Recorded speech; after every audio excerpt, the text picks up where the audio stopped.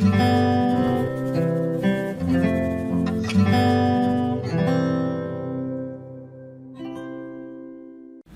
this right here is an algebraic solving question. You learn these as early as secondary 1. So let's try. Solve the following algebraic equation.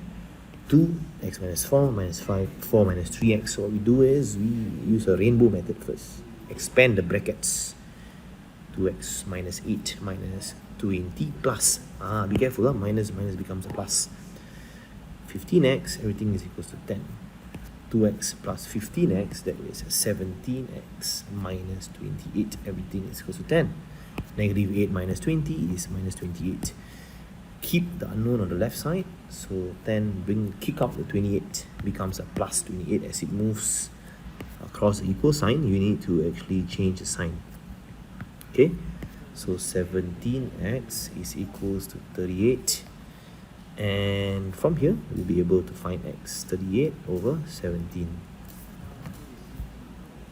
Okay, so this is 2 holes, 4 out of 17, final answer.